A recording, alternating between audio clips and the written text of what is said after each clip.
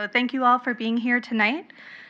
Welcome to the Janesville League of Women Voters Candidate Forum for the candidates running for Janesville City Council. This forum is being presented in cooperation with JATV. I'm Eileen Newcomer, and I'm a member of the League of Women Voters of Janesville and the moderator for tonight's forum. The All-Volunteer Local League of Women Voters of Janesville is a nonpartisan organization which works to register voters, host candidate forums like this one, study local, state, and national issues, and bring informative programs to the citizens of Janesville and Northern Rock County. You can visit our website, www.lwvjvl.org, or follow us on Facebook to get involved and stay informed. The Janesville League is posting a voter's guide to local elections on vote411.org, the League's national voter information platform. On Vote411, you'll be able to find additional information about the candidates and issues that will be on your ballot. You'll also be able to read the responses of candidates running for Janesville City Council, Janesville School Board, and the candidates running for Rock County Board of Supervisors, as well as the responses of the candidates running for state-level offices. You can find all that and more at vote411.org. And as a reminder, the League is a nonpartisan organization, and we do not support or oppose any candidates or parties. And we strive to provide accurate and unbiased voting information consistent with our mission to empower voters and defend democracy. Now, before we begin tonight's proceedings, I do want to take some time to review the forum guidelines. We've worked with the candidates to determine the order of opening remarks, answering questions, and closing remarks. Each candidate will have 3 minutes for opening remarks, 2 minutes to answer each question posed to all the candidates, and 2 minutes for closing remarks. These guidelines will give each candidate an equal opportunity to be heard and will allow us to try to cover as many topics as possible in a short time span. Questions are coming from the audience.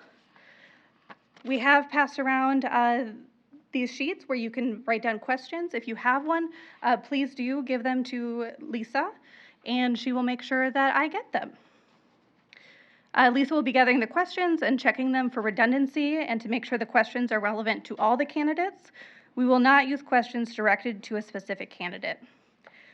We're likely not going to get through everyone's questions tonight, but I want you to know if your question is not asked, we encourage you to follow up with the candidates after the forum to get your questions answered. Now, let's meet the 6 candidates running for the 3 open seats on Janesville City Council.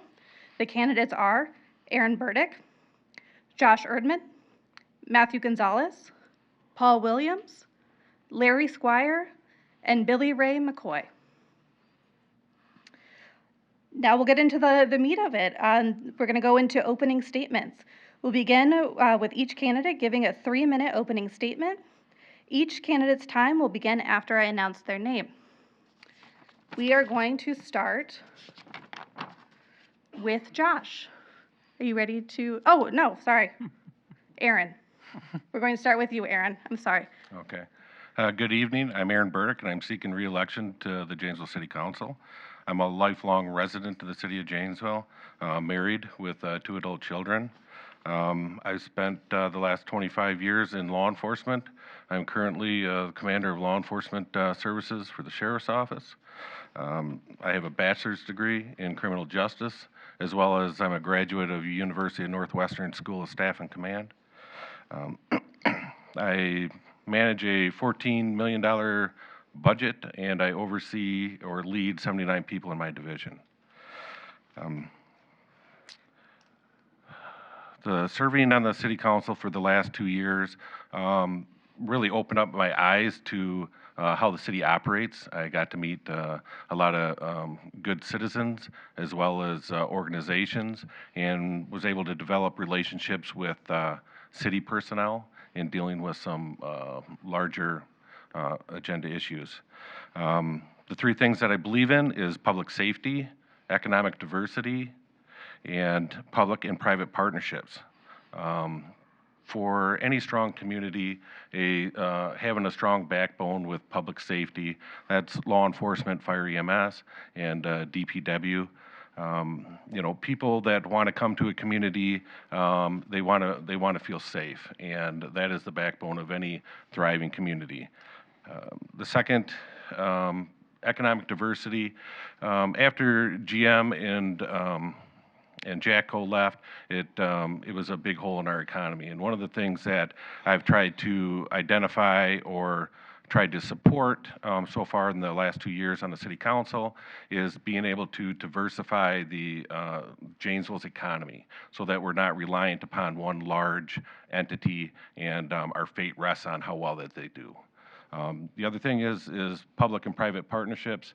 Again, I don't believe that the public should get involved in every project that happens. We shouldn't be, basically funding the private industry.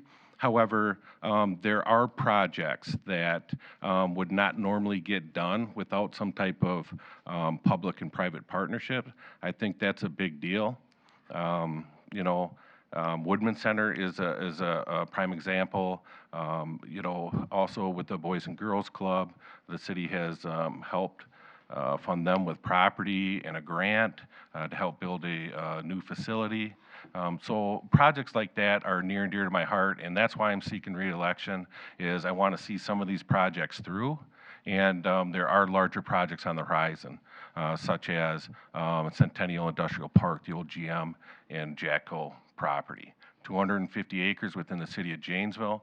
We have one shot to do it right, which will last many generations. So, thank you. Thank you, Aaron. Josh. Good evening. My name is Josh Erdman, and I'm here, as you're well aware, hoping to serve the citizens of the city of Janesville as a city council member. My experience with the city of Janesville started about 20 years ago or so. I work as a paramedic, and I actually did my paramedic training here in Janesville at Mercy Hospital, and then did my ride time with the Janesville Fire Department during that time period. And that was my first experience with the city. And within 5 years, I had moved here and have been here ever since. During that time period, I've gotten to really experience all the good things that are part of the city of Janesville, especially the fact that we are the city of parks. Having lived in both much larger communities as well as some very small ones, I can really appreciate the size of the city of Janesville and the fact that we're sort of a city size that is very nice in terms of it has still some small town feel while being a larger city within the state. During that time period, I've volunteered in many of those capacities with the park. So I volunteered with the Ice Age Trail Alliance, vice president of the Green Rock Audubon Society, volunteered with Rotary Botanical Gardens, and I've served on the city's Sustainable Janesville Committee for the last 4 years here in the city, and that's what's really got me more involved in the civic engagement side of things. I've served citizens as a firefighter-paramedic for over 20 years, but I started to see a role for some other aspects of being able to serve the citizens as well. What I believe I bring as part of this is after 20 plus years as a firefighter, paramedic, 14 years as a medic on a police SWAT team, I bring a decision-making process more than anything else to this. I'm called into action. Don't really have the ability to sort of push off that responsibility, and I have to identify life-threatening problems and come up with life-sustaining solutions. And I've done that now for 20-some years. And I see that as an asset to the role of a city council member. I have a thought process that involves listening to people. I have a thought process that involves doing an analysis and determining what's the real problem, and then coming up with a solution and building a plan of action to move forward. And that's part of what I have to do every day as part of my job. I also have a master's degree in emergency management. And during that time period, there's experience with operational planning, risk and benefit analysis, and community response, and medium and long-term planning. And these are the sorts of things that I hope to bring as a council member to the city of Janesville. I hope that I can serve the citizens of Janesville 24/7 as a council member. Thank you. Thank you, Josh. Matthew? Sure. Hi, everybody. I'm Matt Gonzalez. My partner and I moved here roughly 5 years ago, so I'm a bit newer to the community, but we have become, I would say, fully ingrained in Janesville life. I consider this place a home. Not to parrot Josh, but I do very much agree with it being something that is kind of that cross between large enough that it feels like a city, but small enough that you have that hometown vibe. I grew up in New York City, Brooklyn specifically, and Long Island, so I am very used to very large city. arguably the biggest, but Janesville is much more my speed. I am by trade a tech guy. I work in IT. I manage multiple systems, overseeing roughly now 8 companies under one banner corporation. But as you can see, I still prefer to stick to good old pen and paper. That's just the way I am. I think it's important to acknowledge that there are important advancements we can adopt with new technologies, but some things are tried and true, and it's okay to hang on to those. Apart from that, I would say one of the things I find most important for us to work on going forward is taking care of our first responders here in Janesville. I think that we could do a better job of supplying them with a better living, better benefits, and I think that that is kind of the foundation for making sure that we have people feeling comfortable investing in the South Side, investing in some of the parts of our city that might be a little less secure than others. Other than that, I hope to be part of the city council by the end of the year, and I hope to put my skills, my prowess, and my ability to adapt to new technologies to work for the citizens. Thank you, Matthew. Paul? Hi, Paul Williams. I'm a lifelong Janesville resident. I first got on the council in 2000 and then got off in 2008 and took some time off and then decided to come back on. When I got off in 2008, everything was kind of going fine. Janesville had a GM plant and the downtown didn't flood, and after I got off, that happened. GM plant closed and the downtown flooded. Not blaming the council, but it was, I kind of thought about, well, I think I need to get back on the council and see if I can help with the recovery of Janesville. And when we look around what we went through in the city of Janesville with the GM plant closing and all the other companies, we did a really good job here in Janesville. We should be proud. There's been other cities, if you look in Detroit or any other ones that have had major plants close or closures, the cities have dried up, and I think Janesville's doing great. I'm married to Mary, and she has 2 sons, and I have 2 sons, so, and then we have grandkids scattered throughout the country. We got 1 in Portland, and 2 in Madison, and 3 here. I'm currently also, besides the City Council, I'm on the Plan Commission. I'm chair of the Alcohol License Advisory Committee. I'm on the Metropolitan Planning Organization. And we've been doing a lot of things, especially on the Plan Commission, that I want to continue to do. We've just redone the zoning map, and we're going to be updating the zoning for Janesville, and I think that's going to be crucial in order to try and figure out how we can increase our housing here in Janesville. We're looking at doing multiple use housing, taking some buildings where we may have a light commercial on one level and then have residential on the top where the buildings are being underused. We've seen across the country due to COVID, a lot of people are working remotely. So now we have these large office buildings that are just sitting vacant, and we can look at doing that and seeing if we can increase the housing here in Janesville. I have enjoyed my time on the council. I believe that I still can give. I love doing research. I'm retired now. For a while, I worked with my wife at a law firm, so I'm used to doing research, and I continue to do that, and I want to continue to serve. So thank you. Thank you, Paul. Larry? Thank you. Good evening. I'm Larry Squire, recently retired banker in August. So my wife and I moved here 32 years ago from the Milwaukee area, and we raised our family here. We have 3 grown children.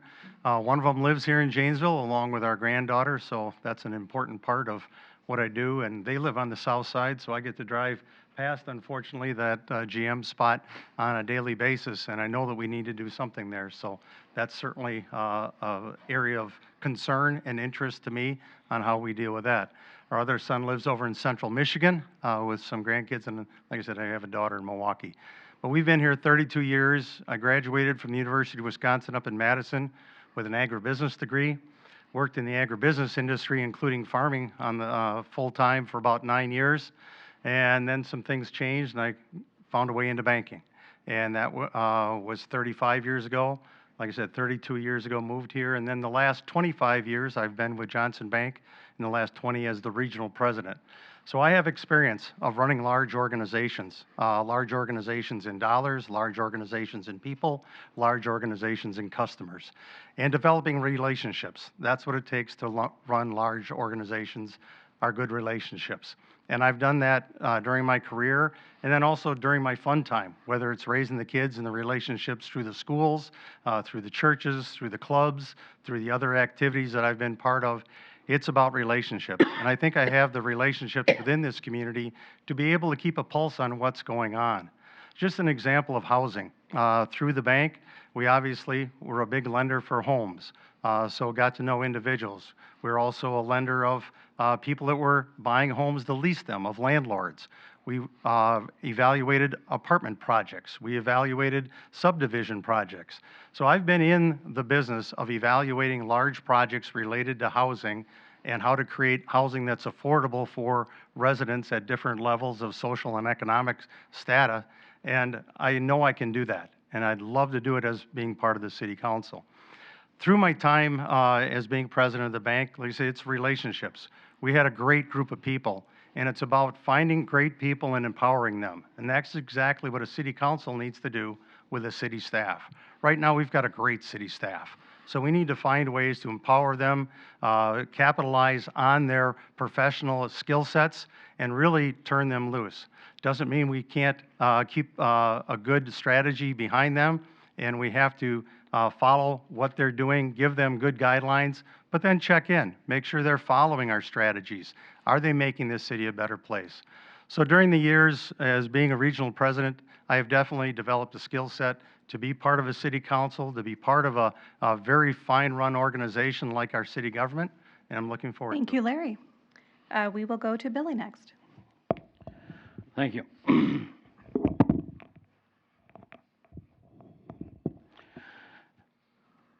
I'm Billy McCoy. I am a veteran. I was indoors as a door gunner on helicopters in Vietnam, taking troops in and out of LZ zones. I'm also a life member of the VFW and the cooties of the VFW. I've also been House Chair, first and second, as well.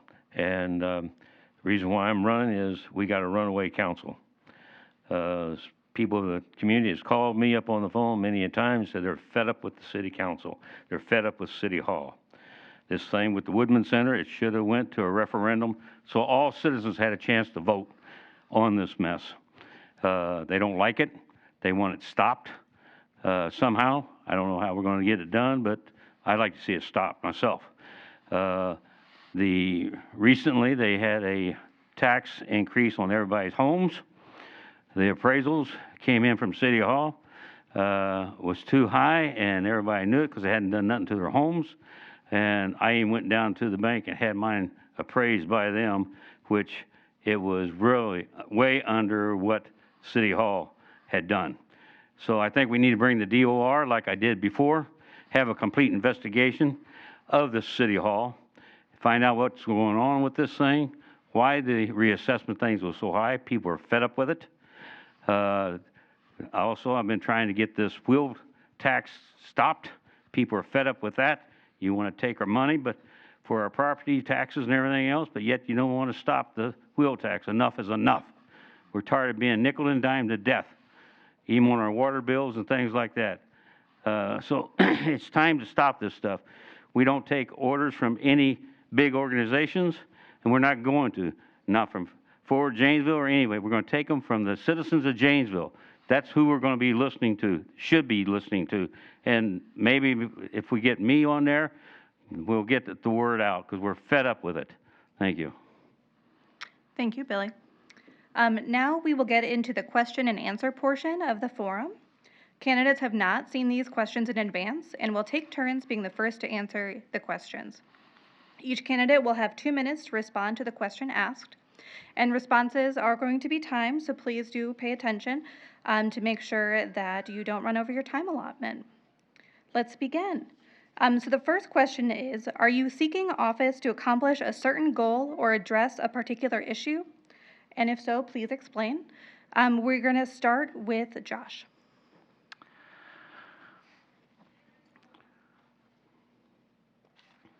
In my run for city council, I have 3 primary goals that I'm working toward that are my top priorities. The first one is to make sure that we work to improve transparency and public participation and responsiveness to the citizens first and foremost. In my time of experience with the city, I feel like there's some examples of where communication has not been as good as it could be. Within just the last week, I attended one of the community engagement forums on the west side, and it was very obvious that the citizens feel like they're not being heard as well as they could, as Billy points out. And some of that is just the communication style, honestly, of the city itself. I would like to see the city administration do more to engage the citizens as much as possible and make sure that they feel that they are being listened to, and giving them as many opportunities as there are available for that type of public participation. Secondly, I want to make sure that we remove whatever barriers are present for economic growth. The movement toward changing the zoning system to something that is going to be more modern and allows economic development to occur that will bring in both a combination of commercial and affordable housing opportunities is an important goal at this point for the city of Janesville. And we need to actually have a zoning system that matches the comprehensive plan that we've had really for quite a while and is being moved forward. Thirdly, I just want to make sure that as we go forward, that the operational needs that the citizens want are the things that are put forward the most in terms of the budget. We're taking on some large projects, and we don't need those operational costs of other things to take away from the things that make this a safe and healthy community. So I want to make sure that we have funding for sure to enhance and continue good public safety and other things that make the community safe. Thank you, Josh. Matthew? Sure. For me, the main reasons that I want to get involved are that I feel, as I mentioned in my opening statement, I'd like to make sure that we take better care of our first responders. I think that that'll help us build a solid foundation for people, not only to bring businesses here, but to bring more employees, more families, help build upon the city itself. I think that targeting housing is going to be one of the bigger issues that we have. I know Billy McCoy brought up the point of people being a little sick and tired of how high taxes are on their properties. I think that a big part of that, if we look nationally, is the fact that housing is in a serious dilemma right now across the U.S. There is a scarcity when it comes to housing, when it comes to affordable housing in particular. So those are multiple issues that need to be addressed. Obviously, we're at a smaller scale because we have a smaller population compared to some larger cities. We're feeling that a lot harder. And sad part is, I know there's a recent issue with Rick Donahue, but that seems that our housing was an issue even before that. I know that it's common right now to kind of draw on whatever new headline comes up, but it's important to note that if something has become an issue that's hitting a headline, it's probably been an ongoing issue long before that. It's just getting attention at this point. So that's one of the main things for me. I think that we have a tendency to look at things kind of like notifications on a phone. It pops up, it draws our attention, we stare at it, we want it to be important, we feel that it is, but there's usually a lot going on behind the scenes that we need to address because that thing is popping up. And I want to play a role in taking care of those issues. Thank you, Matthew. Paul? I guess the question is, do I have a particular issue? And I'd say no, except that I want to continue doing what I'm doing, and I believe that I've served the citizens of Janesville well. Although there are many issues that I really want to continue to be involved with. The GM Jetco and that whole area takeover by the city of Janesville is going to be a long process. And even if I'm reelected to this term, it's probably going to go well beyond this term. It's going to be several years. But I want to make sure that that process protects the taxpayers here in Janesville and that it's done right. The current company is obviously not doing anything with it and just going to let it sit, and it's too valuable a piece of property to just sit. The other project, of course, is the Woodman Sports and Convention Center. If you look at my record, I haven't been a real proponent of that, but now that it's been passed by the council and it's going to be built, I want to make sure that the construction is done right and that it's done under budget or at budget. And then the next step, of course, is the operation. And I want to make sure that this is not an albatross around the necks of the taxpayers. I want to make sure that we can promote this and make it as best as it can be. Although I wasn't in favor of it, now that we have it, we have to promote it and make it great. And then, of course, the other term that I've mentioned is the housing issue. We need to see how we can solve that and doing the research, not only for Janesville, but looking at what other communities are doing. I believe that I can help do that. Thank you. Thank you, Paul. Larry? Yeah, a little bit like Paul. I don't have any specific issue that I'm saying this is my issue and I'm going to just wave a flag, but there are some significant ones that we do need to be paying attention to. And it starts with jobs and housing and economic development, because we've got a lot of good momentum right now as a community. We're one of the fastest growing communities in the state. So how do you maintain that momentum as it can benefit all the citizens? So we have to make sure that how we're growing is smart growth. It's smart growth. It has to be growth that benefits all citizens along the way. And it certainly has to be safe growth. And I was on Police and Fire Commission. I've been associated with some of those different challenges. Janesville has a great reputation as a safe community. We need to maintain that.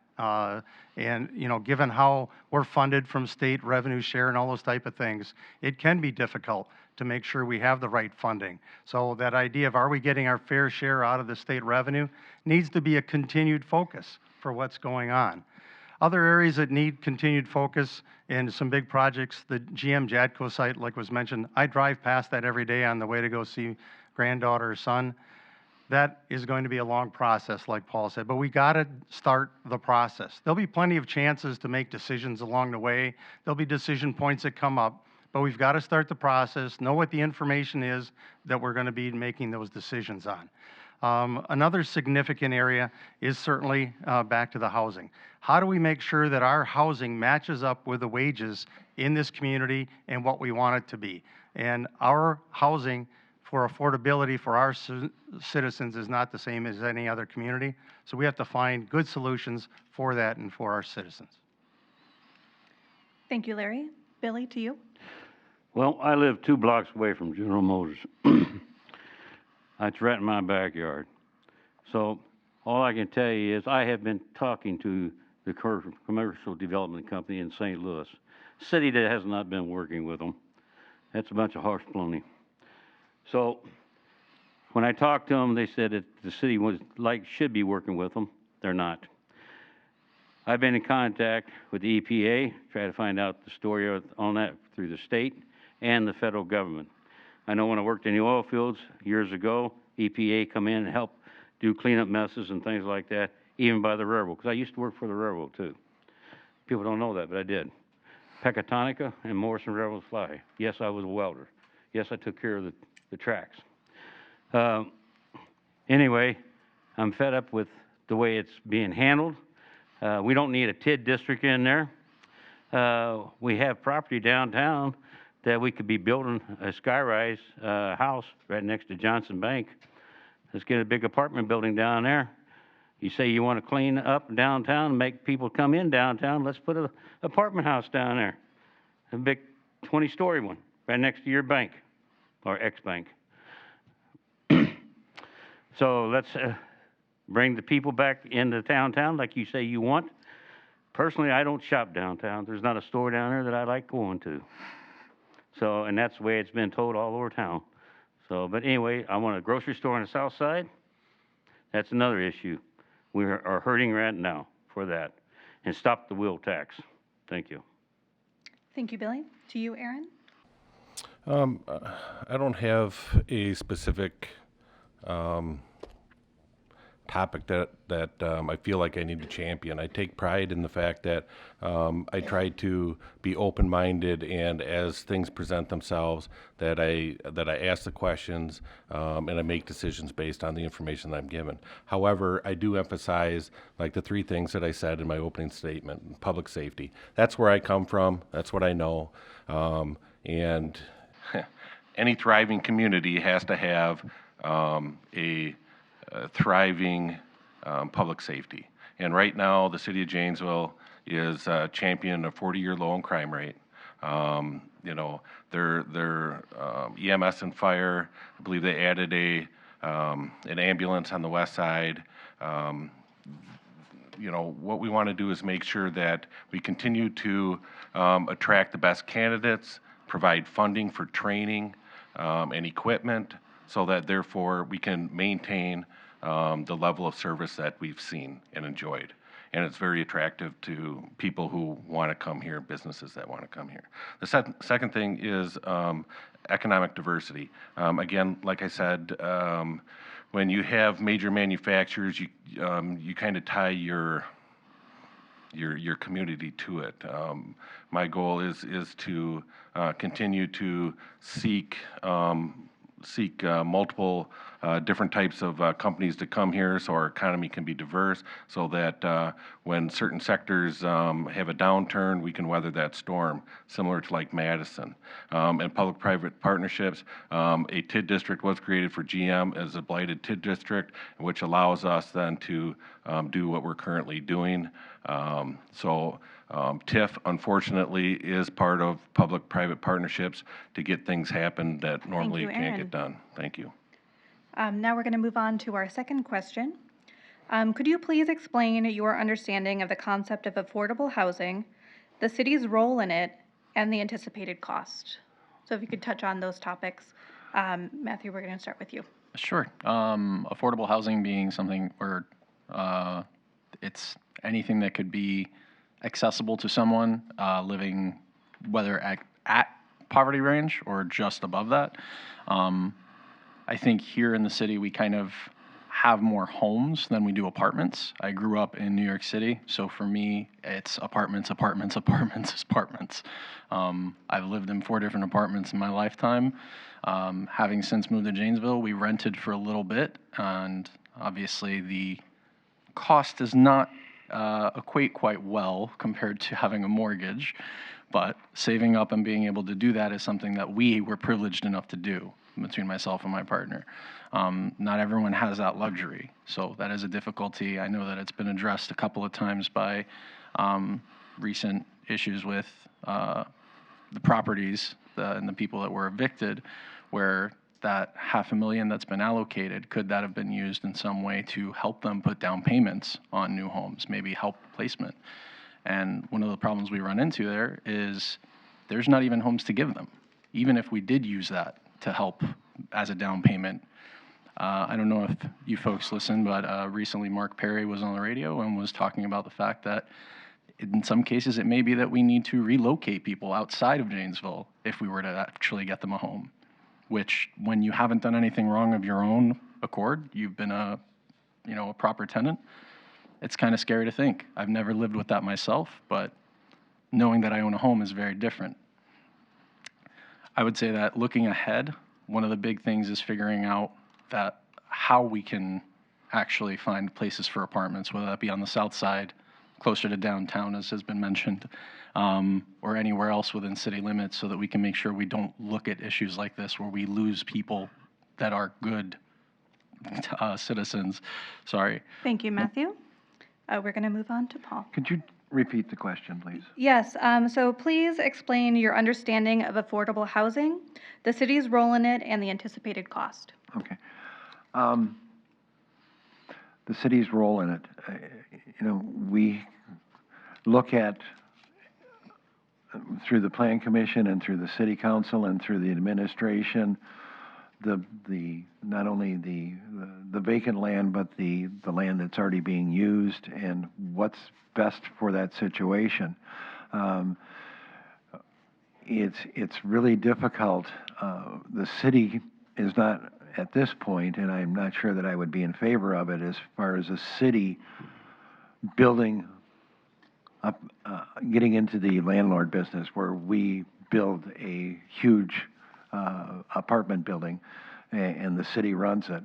We've done a TIF district and help with the Rivers Edge down, the new apartment building down by the police department, just because what they were going to be building and the the cost of the building and then what the anticipated rent was going to be, it wouldn't have been worth it. They couldn't do it. So we gave them some tip incentives in order to do that building.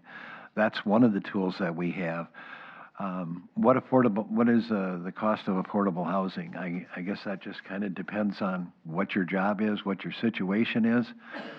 There are so many buildings that are being built. If you get out on the east side of town by the interstate, all those new apartment buildings that are going up there, when somebody moves into that, then that opens up down the line and can eventually open up all the way down to really affordable housing. So that's about all I can say. Thanks. Thank you, Paul. To you, Larry. Sure. I think if you want to try to find affordable housing and use the government definition of it, you probably start with what is 30% of someone's gross income. And that's what we use when we're doing evaluation on, can somebody afford this place to live? What is 30% of their gross income? And that's where it gets into, are these affordable income projects? And then, you know, if they're government subsidized in some way, shape, or form of the rent, do they meet some of those government criteria? And those are all different. Paul brought up a very interesting example here, though, of housing that's affordable in Janesville. We have a different demographics in some of the other communities. So for us to attract the capital of builders that want to build large apartments, large projects, we still have to give them a reasonable return. And if we don't have the demographics that have the revenue at a level that can pay higher rents, the cost of construction is not that much different in Janesville than it is in Madison or Milwaukee. So how do we attract those people to build those projects here in Janesville? We may have to look at different ways where the city get involved on density, on TIF, on a number of different tools that are available to us. And like Paul said, the city's job is to say, what is the best for this community? And look at the alternatives that are available to us for single-family homes. Do we need to allow different construction materials and methods to meet those, to have that home be affordable to someone with 30% of their income? That's the moving target that we have to have in understanding affordable housing. City's role is to say, how do we do it best for all of our citizens and all the businesses that are trying to make it work here and have housing be affordable for the social and economic aspects of our community. Thank you, Larry. Same question to you, Billy. Well, I was born in Evansville, Indiana. We rented houses after my mother died. We lived in public housing, where I learned how to really fight to stay alive. So the housing can be solved, one thing, by lowering some of the property taxes. That's the way you're going to get some people in here. And then also the government has all kinds of loans out there for to help out for affordable housing and other housing, apartment housing and things like that for a community that is needing serious help. Years ago, that's what Evansville, Indiana did, and they succeeded and got it done. Now, does the city of Janesville want to do that? I don't know. We still got a lot of land within the city of Janesville that is empty, that needs to be filled. We have land on the opposite side of Bloyd Avenue down by me that is empty. It was up for sale, and I don't know what happened to it. The signs are down now. We have an Indian reservation out there. Maybe we need to contact John Deere and find out if he's willing to let us know if the American Native Indian tribe will let us do something with that, or there's a part there because we had a company come in there that wanted to build a asphalt plant. We stopped it. The city was trying to push us into letting it be done. It didn't work out in our neighborhood. So we can help out these people getting homes if the city would want to do it and change the codes. Thank you. Thank you, Billy. To you, Aaron. Could you just repeat the question again, please? Yep. Please speak to your understanding of affordable housing, the city's role in it, and the anticipated cost. Well, Larry gave the federal definition of affordable housing. Sometimes affordable housing gets misinterpreted to low-income housing, which isn't the case. 2 city council meetings ago, there was a presentation done, and they used a scenario where a starting firefighter making $50,000 and the rent was $1,300 a month, and basically couldn't afford a, I believe it was a 3-bedroom apartment in the city of Janesville. And so that is a professional trying to start out that can't even afford rent, and then all the other ancillary costs of living on their own. So that is a problem. You know, it's not just a Janesville problem, it's not just a county problem, state problem, it's across the United States.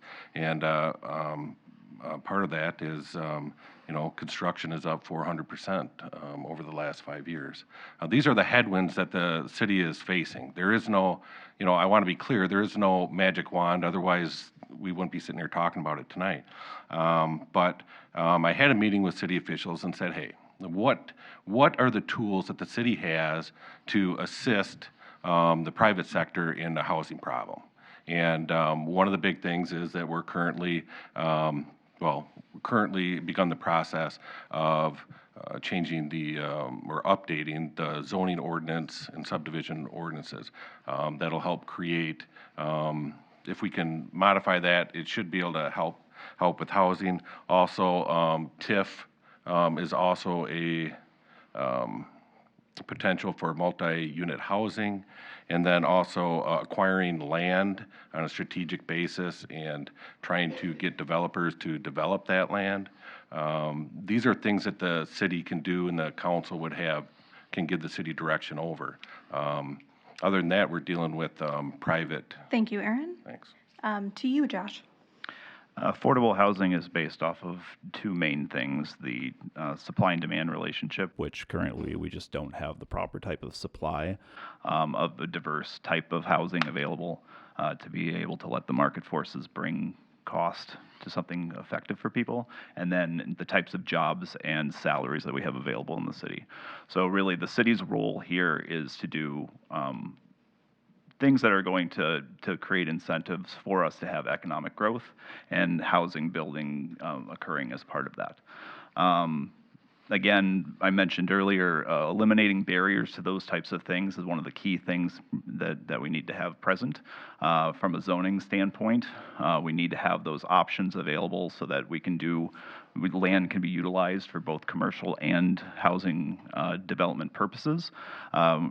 Again, a big part of what I'm focusing on is making sure that we listen and talk to the correct individuals, and in this case, that's engaging those individuals that are developers or businesses looking to potentially come into the city.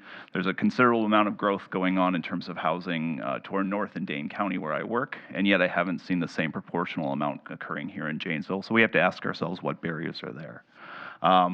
Another barrier that I'd like to see eliminated is any bureaucratic barriers within our city. We have a small staff, and so sometimes the different agencies are working sort of against each other.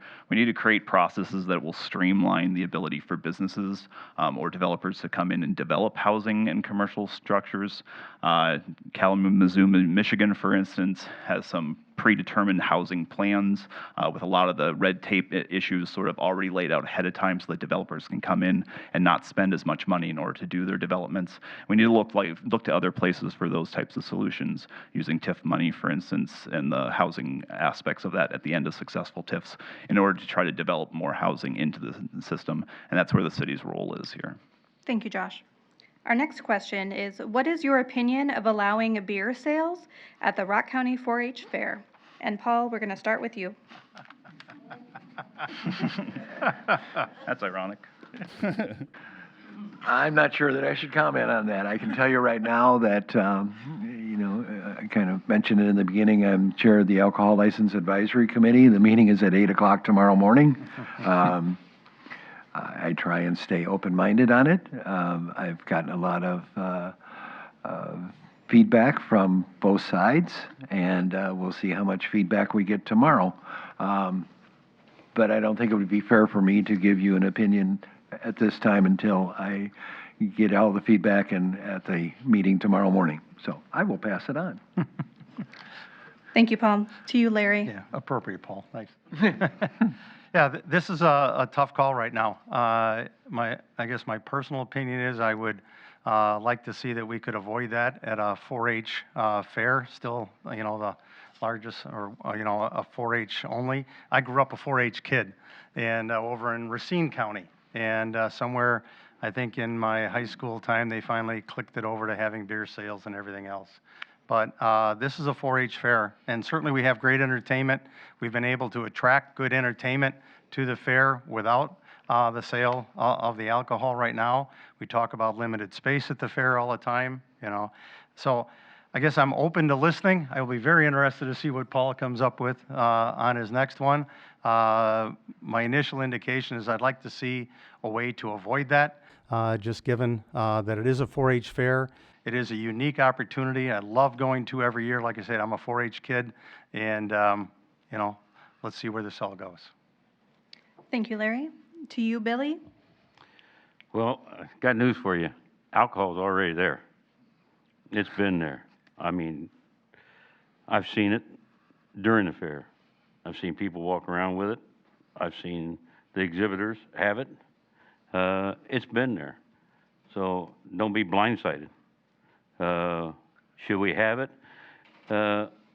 Probably not at this time till we really schedule and really look at it and really consider on the pros and cons of it. But I hate to see a guy have 3 cans of beer, then all of a sudden go over and get on a ride and throw up on somebody. That's my opinion to that point. But I think it's something really to look at closely before we make a determination, yes or no. But just like I said, the alcohol is already there. Thank you, Billy. To you, Aaron. Well, this is a little bit difficult, as Paul knows. My wife is the vice president of the fair board, and she's the one presenting this tomorrow. So I don't know if this was intentional by bringing this question tonight, but no, I'm just kidding with everybody. But you know, everybody knows that it's best I probably keep my mouth shut. So I'm going to do that tonight. Thank you, Aaron. To you, Josh. I think it was a difficult situation to just shoot from the hip from on it, but again, I'm going to have the same process for any type of decision that I make. I'm always going to go listen to the people first, and that means talking to the people who surround the fairgrounds. We have a unique situation here in Janesville, the fact that the fairgrounds does sit in the middle of a residential area, so I'd like to reach out to the people that really surround that area and field their concerns first, find out how bad the situation is in circumstances without alcohol, and then add in the concept of otherwise. And I'd probably have to start first with my in-laws who live a couple blocks down the road from the fairgrounds as part of that. And then next is always going to be an analysis piece. I'm curious to know, and I'm sure his wife will be presenting this, but curious to know what the analysis piece is in terms of what expected improvements in terms of people showing up to the 4-H fair and the expected revenue. There's sometimes one path looks like the best route, and then another one, but certain things haven't been considered. I think a full analysis really needs to be done of that process and considering the public safety side of it and whether or not that's the most appropriate aspect to bring to that particular type of event right in the middle of our city. In the middle of a residential area. And then after that, I would be able to make my decision in terms of building a plan. Thank you, Josh. To you, Matthew. Sure. I think that's definitely something could get a little dicey, if you ask me. I would disagree with anyone saying that, you know, people are already bringing alcohol there, so why not? It's just a loss of revenue in some way, or, you know, that's just an opportunity, really. There's a lot of different sources of income that are being brought into places it doesn't belong. That doesn't mean that we should just go ahead and adopt it. I think that, to Josh's point, it is kind of a central part of the city. It's a bit of a walk for people if you're on the south side or north side. So I think that selling alcohol there, if someone sort of tips the scales on themselves and gets a little out of hand, it's not exactly a stone's throw away for them to get home. I think reaching out to the people in the area, seeing how other communities may have handled other fairs with the sale of alcohol, especially when it's something that is, kind of an event meant to include children. It's probably good to consider what that sends as a message. We don't want kids to be, unduly influenced in any way. We want to make sure that they understand adults don't need alcohol in order for something to be a good time, especially when we're there for them. That's even more reason to make sure that they feel like we're there and we don't need something to enhance the experience or what have you. Thank you, Matthew. Our next question is, how would you increase awareness of Janesville to regional or national corporations to build here? And we're going to start with Larry. Sure. I think right now, if you start with Forward Janesville, if you start with Rock County, the state, it's how do we engage starting at the city and then moving up through the county, through the state, through the federal level to make sure our message is very appropriate to what Janesville has to offer. And that's a comprehensive what we have to offer. The idea that we are, a well-located city for a number of things related to transportation, related to quality of life. We have to make sure we're working in partnership with the Janesville Area Convention and Visitors Bureau. We have to say what we've done in the last 5 years to make downtown a safe, enjoyable place to be. What we're doing to try and grow the number of jobs in this community of quality that can then have affordable housing in them. So it's communication. It's getting out there and saying where are the companies that we think will enhance Janesville. Well, there are some companies that we may not want to have come into this community, but let's make sure we're using our professionals, and whether that's economic development in Janesville City Hall, whether it's economic development at the county level and work in partnership with them, with our state partners and our federal partners. How do we continue to tap into those resources that are out there that we can leverage into to get our information out about what we are as a community? So then also as a city, we have good buildable sites around us, and then we also have the GM Jatco site. So how do we make sure that we continue to create as a city, and what City Council does, an attractive place for these companies to come into because they need to move fast. So are we being flexible and adaptive to the circumstances that are out there to help draw those businesses and then the people that come with them to our community? Thank you, Larry. To you, Billy. Well, I would like to see a railroad spur come in at the commercial place there at General Motors, especially on the north end. We got 3 spurs there, so we can put a railroad unloading and everything else in there. And the area that is needed to be dug out and everything else, gradually get it cleaned up and have the government there to make sure it's done right. That is one thing we can put in there. That will bring jobs to that area. The top part, I could see putting some housing up there as long as all the stuff is cleaned up. But number one, you have to work with the people that own the property at Jatco and the General Motors place. It's not being happening. They've had several offers on the property. Things have been turned down because of the codes and everything else. So you need to really look at what is going on in our community.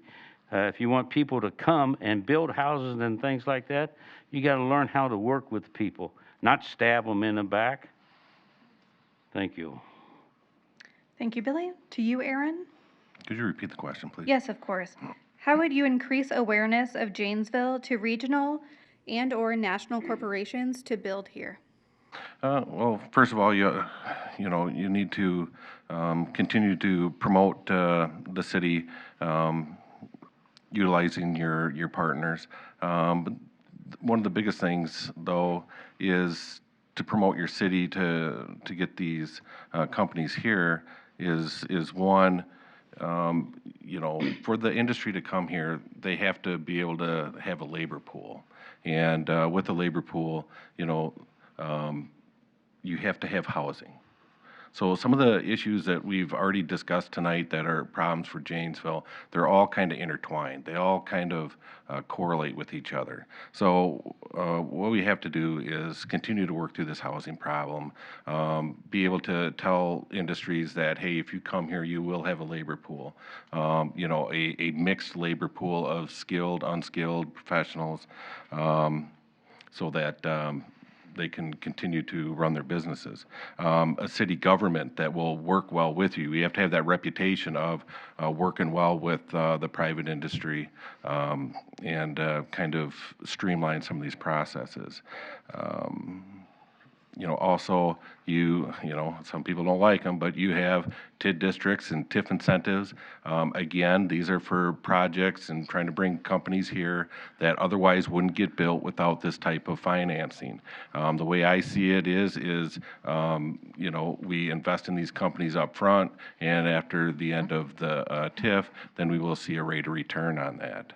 Also, the amenities within the city. We continue to promote our good people, our parks, our infrastructure, continue to take care of those things along with our law enforcement and EMS services, like I said before. Having that backbone infrastructure, the city will sell itself. Thank you. Thank you, Aaron. To you, Josh. We have an economic development office, and I think they need to make sure that they engage at all times as many different entities as possible to get the message out on the city of Janesville and the various opportunities that we have. And then also listen to them to find out what things are standing in the way of development here. Just as a really brief, small piece of that would be the grocery store situation on the south side. The city really courted that prior to COVID and really hasn't done so since. If you're gonna at least reach out every week to all the grocers and then also ask the question as to what is it that's standing in the way, and they tell us that it's a housing issue, they tell us that it's a person issue, if they tell us that it's a traffic issue, then those are the things that we adjust. The same thing we should be doing for all of the neglected commercial corridors that we have across the city. All of the city of Janesville is open to the potential for economic growth and the ability for us to bring in different types of industries and jobs, and then lead us to better development. So at every opportunity, I think that the Economic Development Office needs to be doing that and getting that engagement, and then finding out what it is that's going to make us the most marketable. I see a lot of commentary out there about letting the market forces sort of do what they are, but we have to remember that we are competing against other communities across the country, really, for these opportunities that are there, and we need to make sure that we're doing the best possible job of marketing ourselves out there to the rest of the world. Thank you, Josh. To you, Matthew. Could you repeat the question? I'm sorry. Of course. How would you increase awareness of Janesville to regional and/or national corporations to build here? Okay.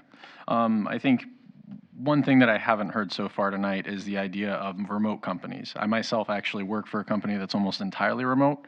So I live here in Janesville, but my company is based out of Boca Raton, Florida. I think that's one fantastic way that we could start leveraging the modern age while still promoting our city. I know for myself, coming to Janesville, one of the biggest draws was that it is a Parks Place. It's someplace where I can get my fix for Central Park or Prospect Park back in New York without worrying about hearing trucks firing off and constant traffic in the background. One of the nicer things is the fact that we have this hometown vibe. Being able to promote that, being able to sell that to people, being able to sell that to companies that might be looking to veer away from bigger cities, might be looking to veer away from places where you're not going to feel competitive. You're not going to feel like you're establishing a base. I think that setting up companies, like the company I work for example, giving them someplace that feels like they can establish a workforce, I think that's more than what we'd see outside of Wisconsin, outside of Janesville for that matter.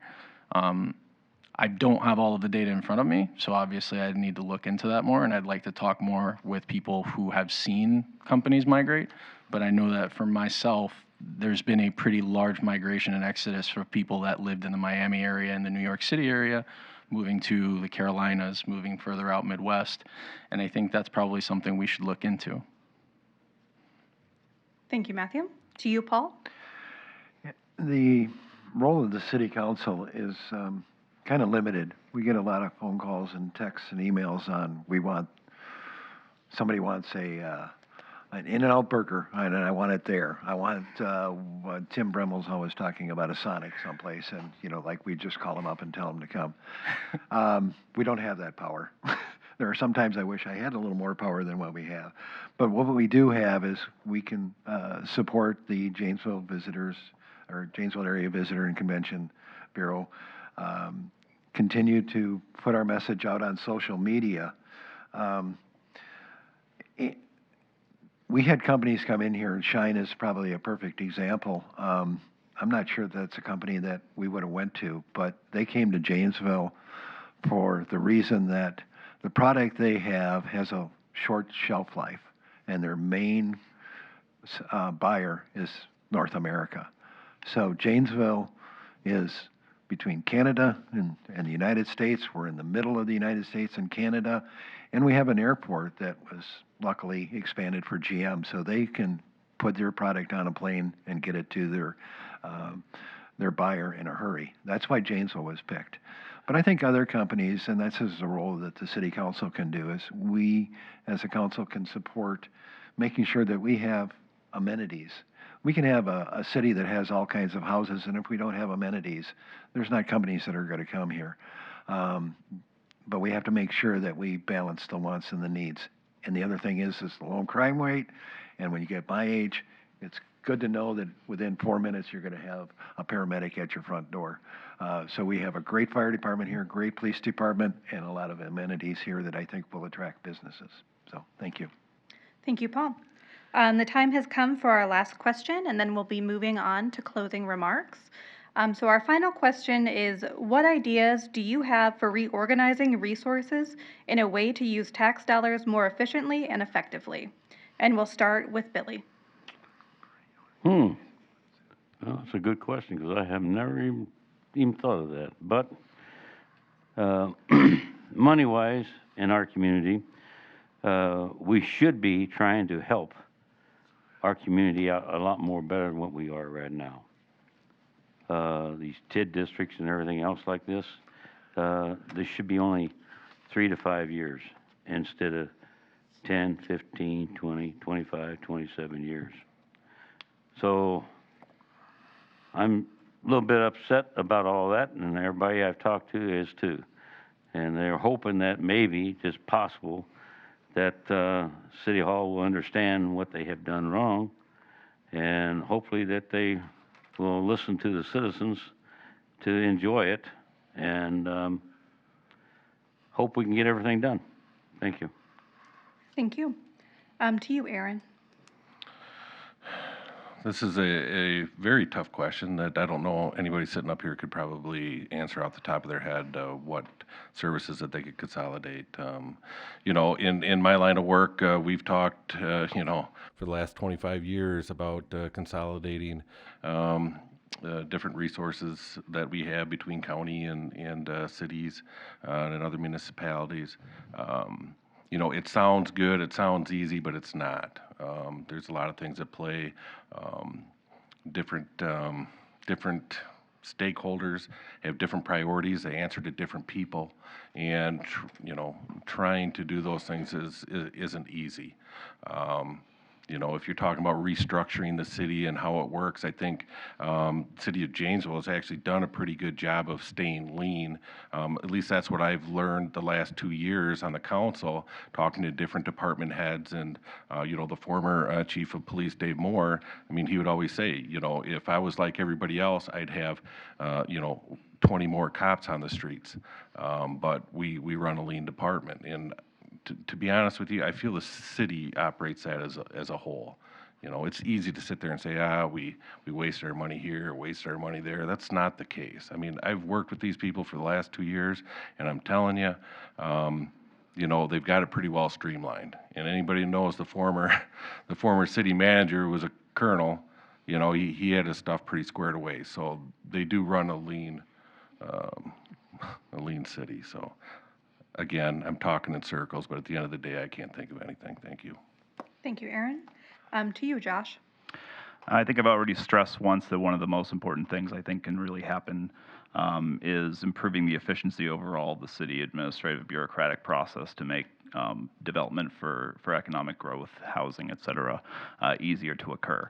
That means probably taking those entities that are under a single umbrella and do things like enforcement, things like planning, et cetera, bringing them together so that there's a consolidated place for small business owners to go to or larger businesses to go to. I've talked to multiple small business owners who felt like trying to navigate building up a business in the city of Janesville was really tough because they had to go to this entity and then they didn't know about this issue. All of that should be streamlined in one place. And in doing so, I think we'll find that there's some redundancies present.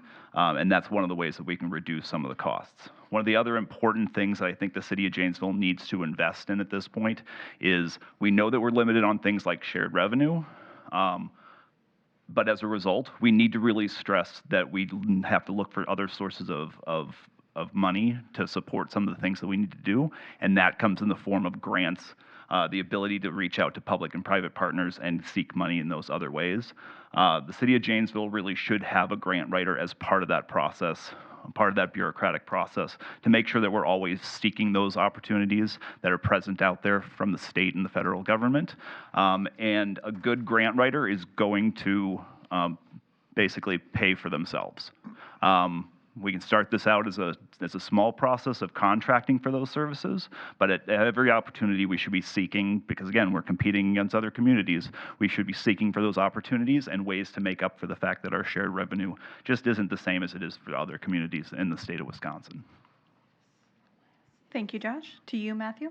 Sure. I think one way that, and I would have to look at all this data, obviously, but I think one thing that we could do is look at restructuring any existing funds and seeing where some projects may be able to be completed sooner, and what that would look like for us long term. In my line of work, a lot of it involves project management, and a lot of it involves sometimes when people start to get a little too into their own row, per se, you end up having people sort of doubling efforts while working at an issue from different angles. I think that it could be very possible. I think it's possible in every organization, no matter how big or how small, that we would have people working within different departments trying to tackle similar issues, and find that those efforts might be better spent if two separate departments were working together on an issue. We could reduce the resources being used. We could reduce the cost to the city overall. Again, that's something that I'm saying without looking at the data, but I think that looking at things from a data analyst point of view might help us, and I think that's where my tech background would help us. Thank you, Matthew. To you, Paul. Well, when you're talking about reorganization, one of the things that just went into effect, the Economic Development Department now is under the city manager. It had been under the assistant city manager. So we're looking forward to see how that change may come about, and how that's going to affect economic development. As far as the resources go, one thing that the city has been good at, especially with large purchases, is that we've worked with other cities, and some of the large purchases are ambulances, fire trucks, squad cars. So we get in touch with the other surrounding communities, and they may be ordering an ambulance at the same time we're ordering one, and if we both order that from the same company, we can get a reduction in that if you just ordered it by yourself. So we do that now, and those are just a couple examples. I know the police department has done that in the past too, with not only squad cars but other equipment, working with the other local communities around the area. As far as trying to find other things, we're always doing that. One thing, of course, that the city took over a few years ago was Oak Hill Cemetery, which is under state law that if a cemetery is a private organization, goes out of business, then the local municipality has to take it over.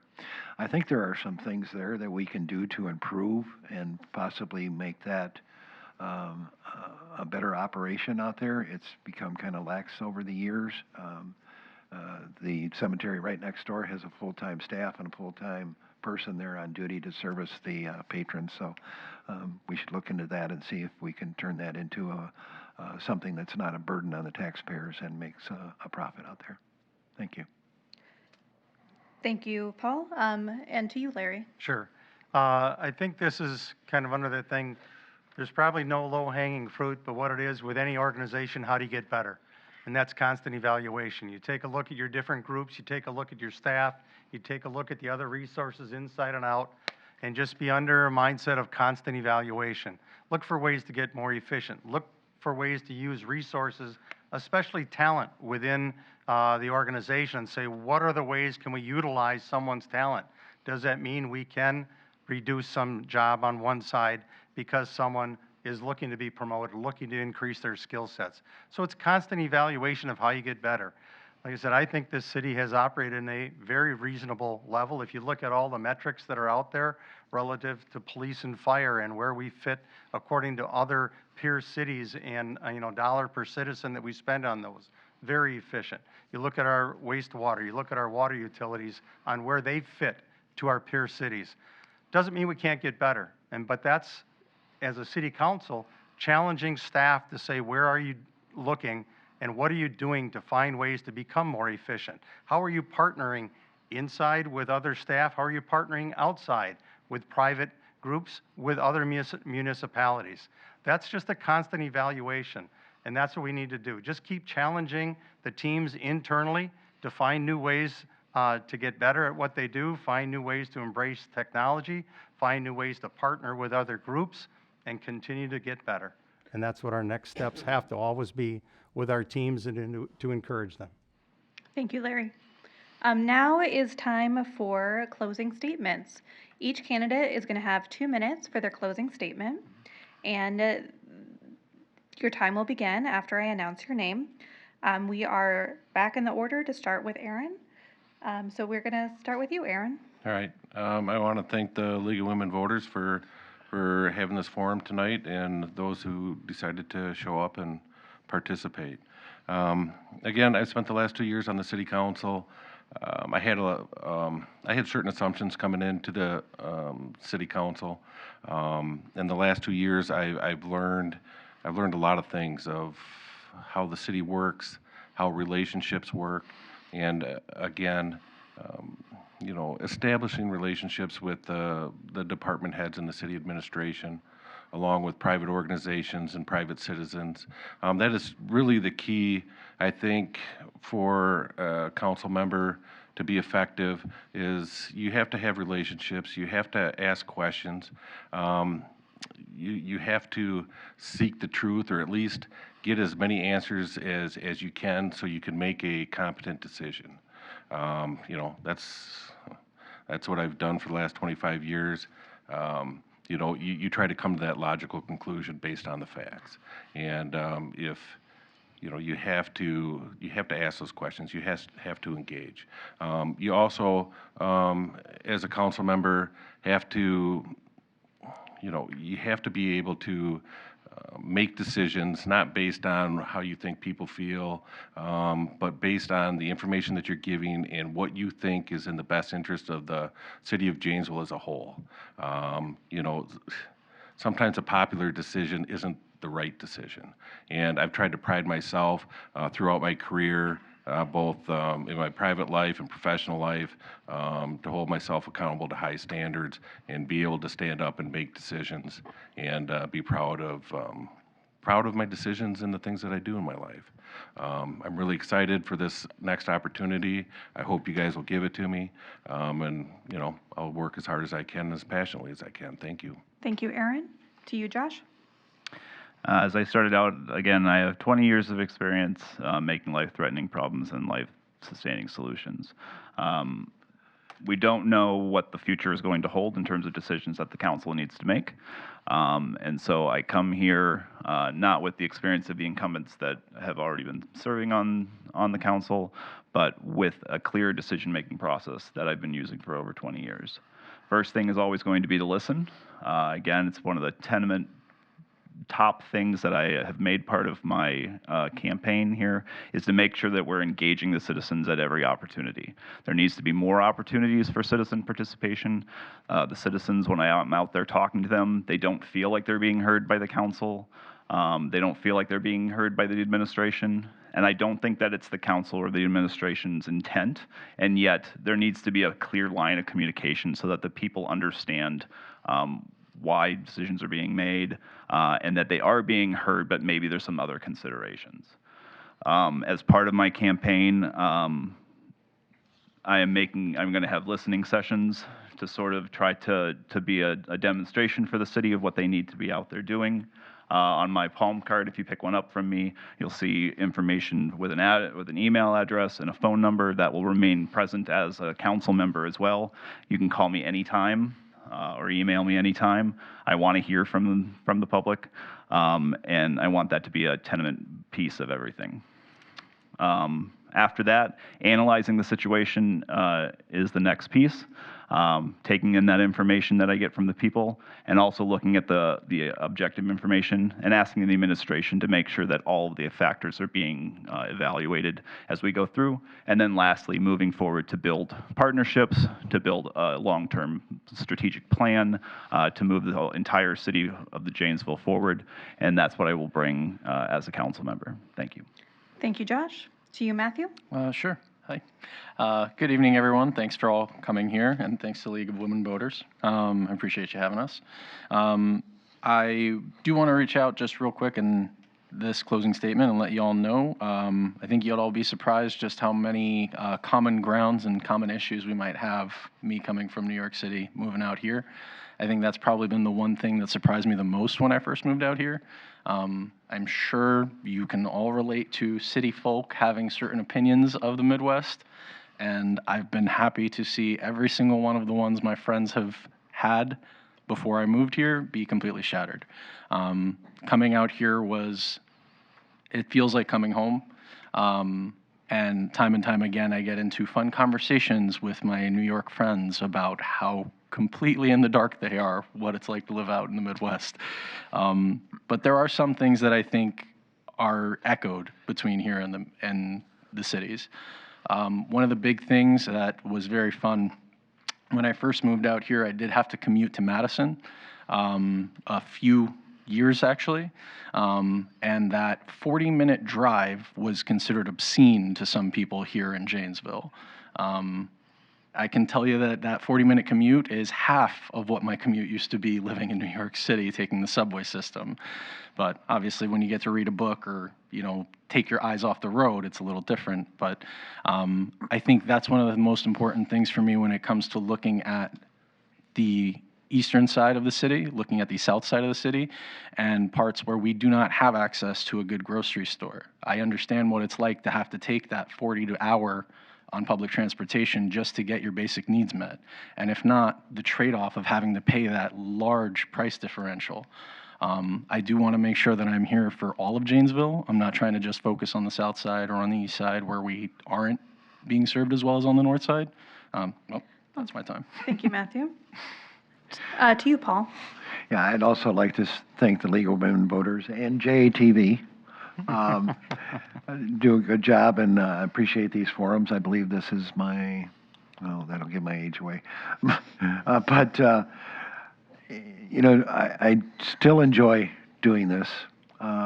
Believe it or not, some people think that you have to be something to hurt yourself doing this job because you don't get paid for it. But I do enjoy it. I enjoy listening to the people. I enjoy reading the material and doing the research. And I always try and explain, maybe not on one of the common issues that we get that's on the consent agenda, whether it's rezoning or something like that, but on the complicated issues, I try and explain why I'm voting either yes or voting no. I think that's important. And I've always listed my cell phone number.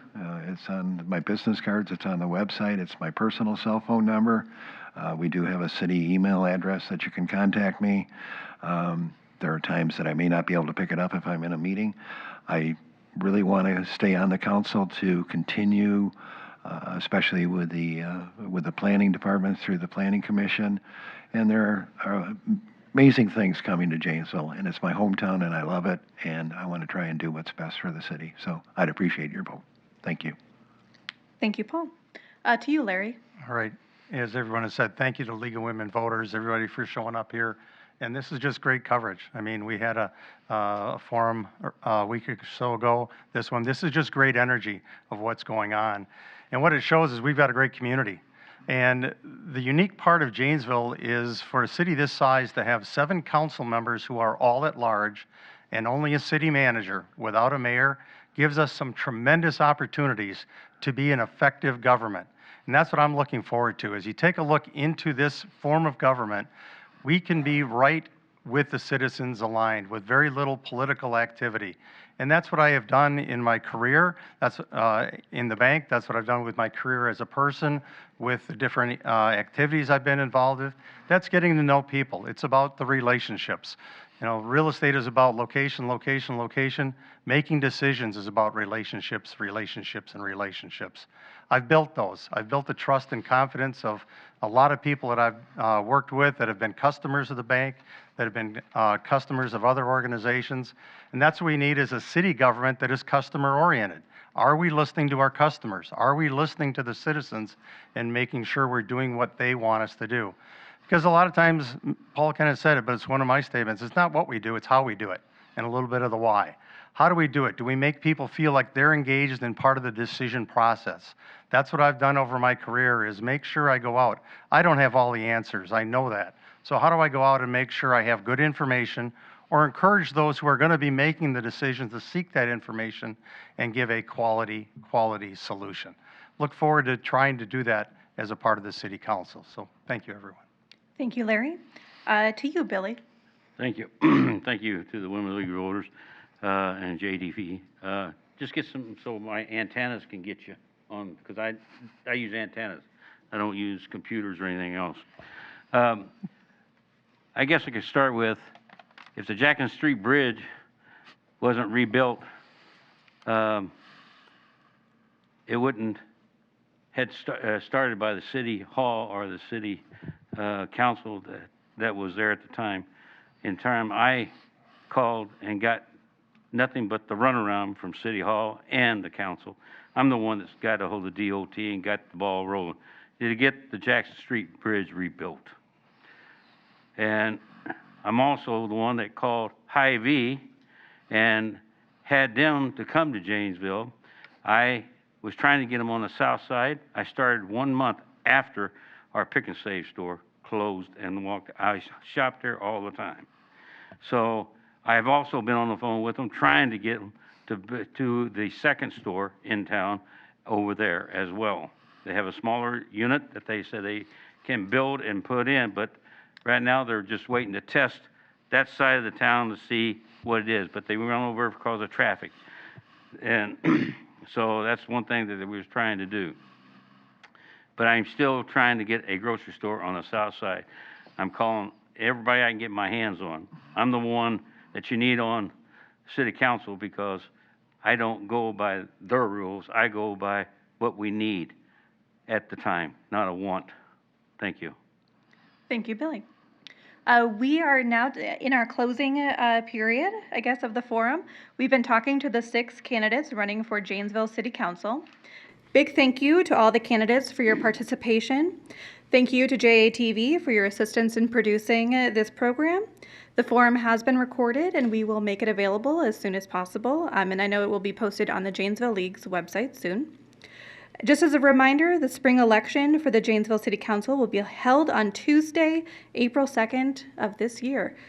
Please make your plan to vote on or before Election Day. And if you have any questions about what you need to do in order to vote this election, we're here to help. Reach out to one of us and we can answer any questions that you have about the election process. And then finally, if you had any questions that we didn't get to in the forum, but you'd like to ask the candidates, we would be happy to provide you with the candidate contact information so you can follow up with them individually as well. So in closing, thank you all for being here. Thank you for participating, and good night.